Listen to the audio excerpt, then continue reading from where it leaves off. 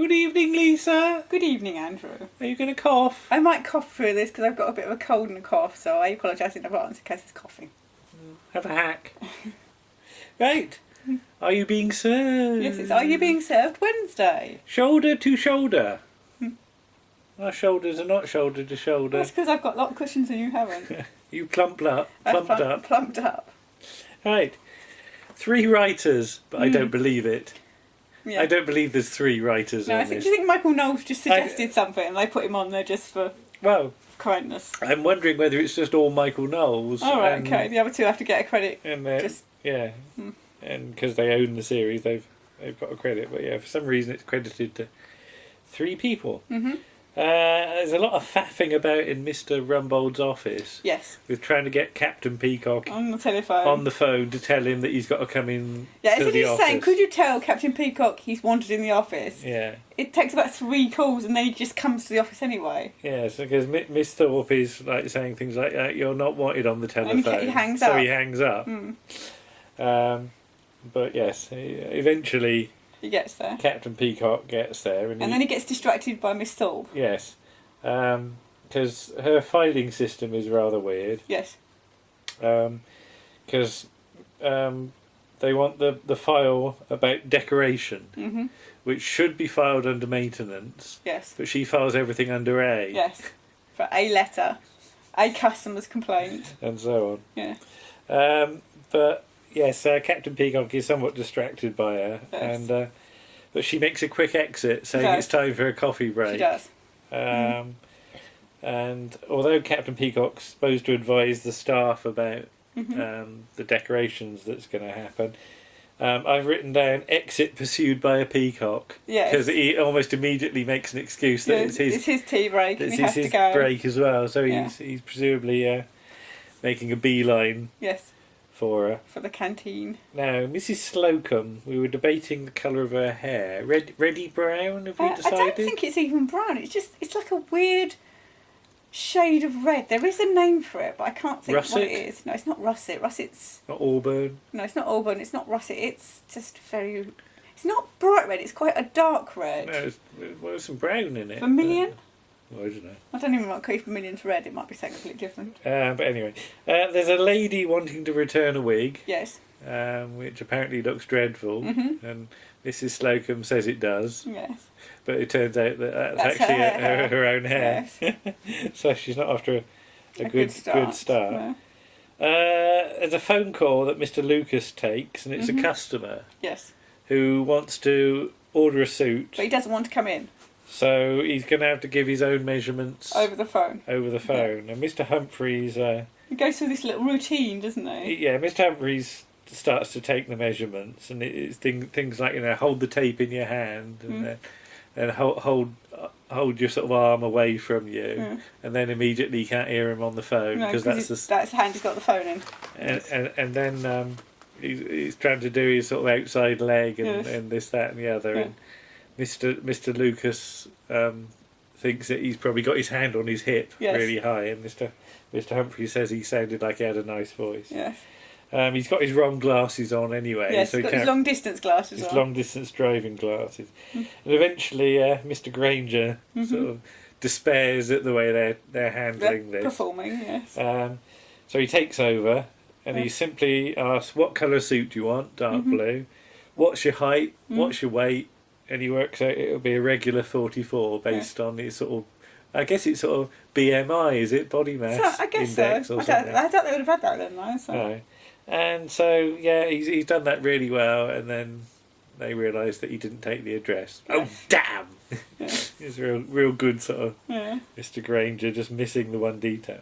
But yeah, they're going to have this announcement over the decorating, and Captain Peacock wants everybody to hear at once, so he's got the gents department, and he's called them over, and he's waving at the ladies, but Mrs. Slocum does not respond to waves unless the person waving at her owns a yacht. Apparently then she will respond to waves.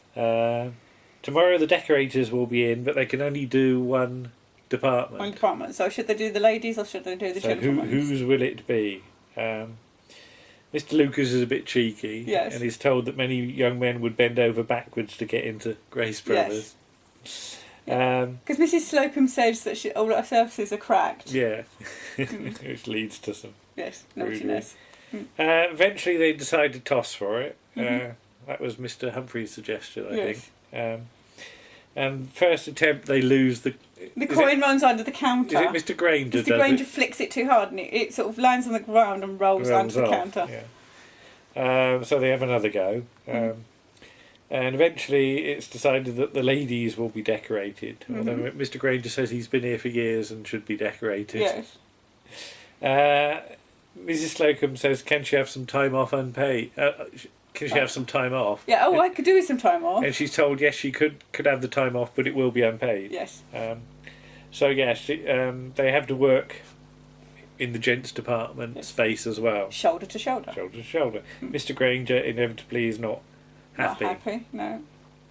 Next morning, everybody comes in at 5 to 9, and the workmen are already about to have their 11s. Yes, Mr. they've Mash been there since 7 o'clock. Goes in with a tray of coffee or something. Yes. And there's like sheets sort of all across it, so you can't see what's going on. No, there's a lot of noise going on behind it.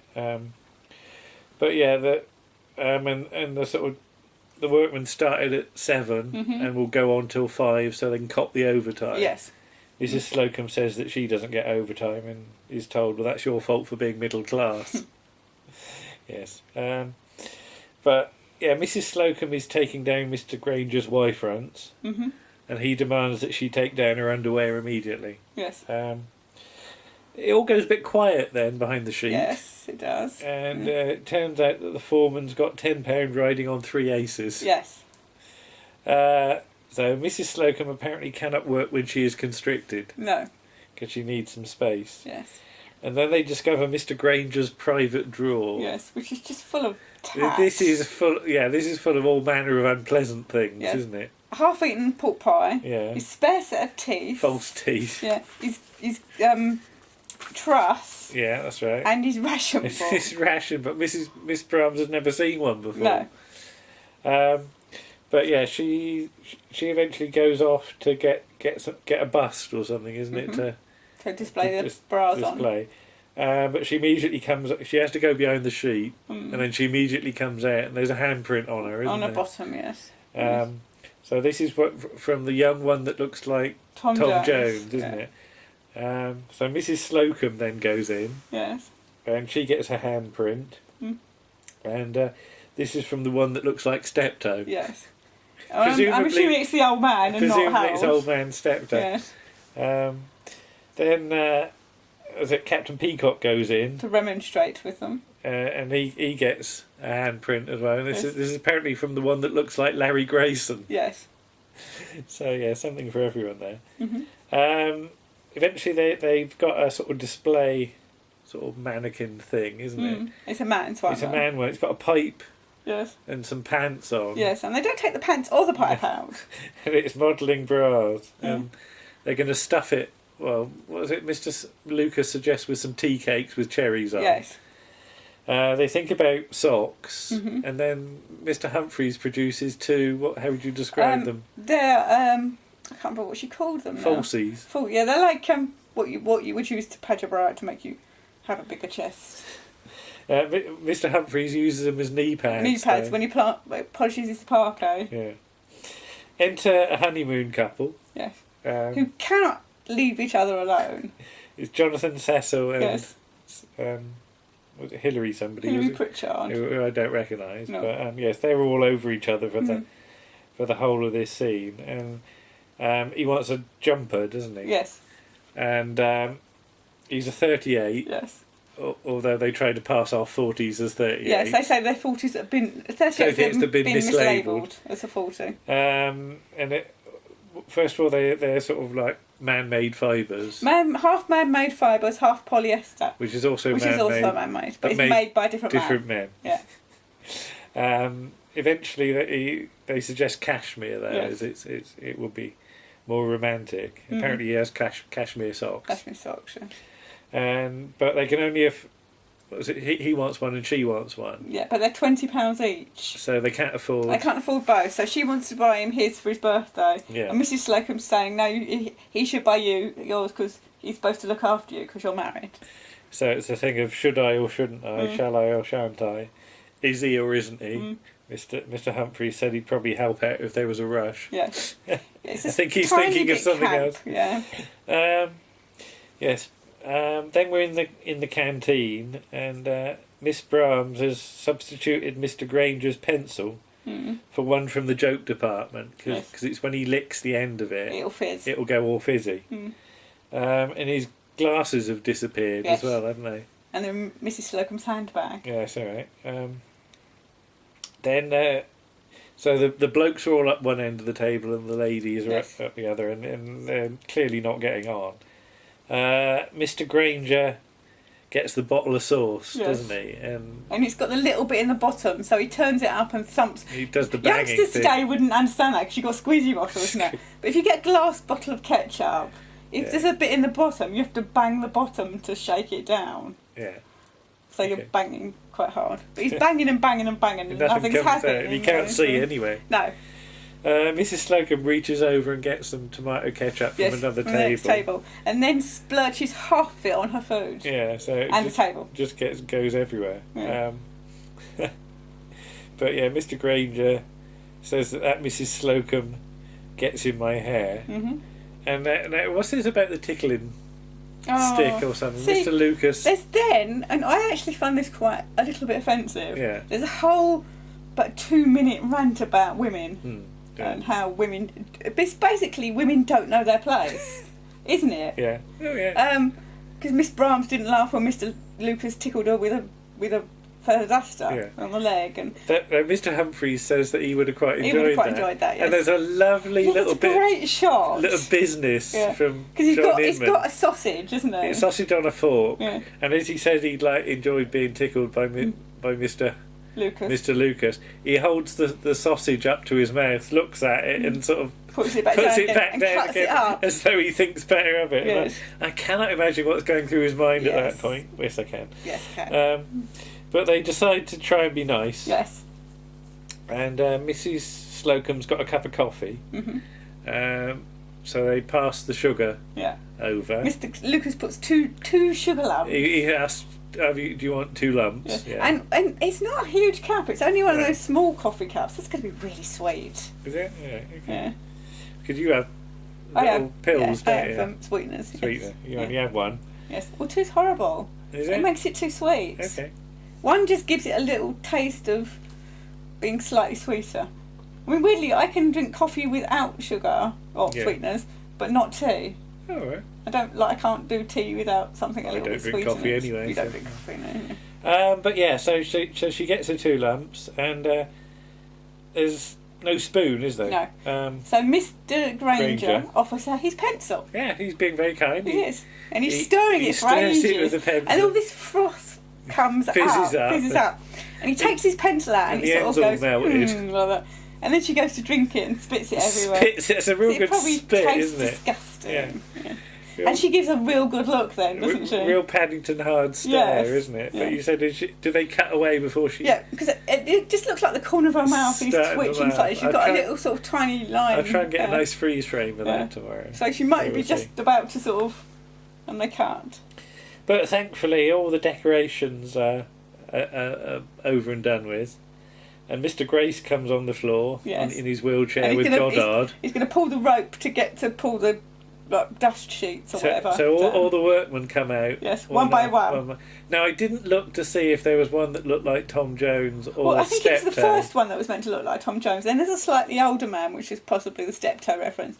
Then there was somebody else. And then there was one guy, and I do know his face. Yeah. And I can't remember his name. But he always plays the same sort of camp characters. Yeah.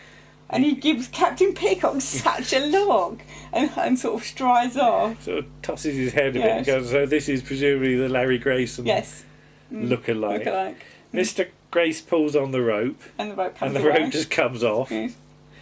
But eventually they manage to pull back the curtains and it looks exactly the same. Yes. It's got new wood though. Yeah, right, the wood's new. But and it turns out it was cheaper than they thought it was going to be. So the men's department will be done next, which means the men have to share with the ladies. And that's it really. And Mrs. Slocum's already sort of planning is to shove them up in the corner, and the credits start to roll. Yes. And you get all the cast credits, you get some production credits, and suddenly it changes into a completely different font. Yeah, it goes from one font to another font to a different font, and then possibly back to the original. I'm going to have to go through it, but it's like, I think it's by the time you get to lighting, it's completely different. Yeah, and then it changes again. As though either they ran out, or they forgot to do it and had to edit it back in, or got it wrong, and couldn't remember or something. what font they used. Yeah, it does look really shoddy. It looks really shoddy because it's like boom, boom, boom, and it's 3 different fonts, I think. Yeah, I've never noticed that happen before, so I'm going to go through with a fine-tooth comb tomorrow when I do the blog. But what do you think? Not bad. Not bad. Right, not brilliant. Not brilliant. I would say it's a 6. It's not in the top. There's a bit too much faffing, isn't there? Yes. The opening scene's a bit. Yeah, it's not the cleanest show, is it? No. I mean, there's some good bits in it, but there's no real, because this is at the time when you're starting to make more of Mr. Humphreys. Yeah. And the campness and the walk and everything, and you don't get any of that. No. And you don't get mention of Mrs. Slocum's pussy. No, that's true. Mr. Granger's wonderful, but then he usually is. Yeah. He's probably the best thing about it, to be honest. Yeah, there's some okay character moments, but there's nothing. There's nothing spectacular. No, there's little silly moments that make you laugh out loud. Yeah. But But yeah, we're nearly at the end of the series. Nearly at the end of season 3. We got one more to go, and then the Christmas special as well. So we'll be doing the Christmas special on 2 weeks' time today. So is it? in the middle of That's October. the plan, anyway. Well, yes. Okay. All right. Say good night then. Mm-hmm. Bye-bye. Bye.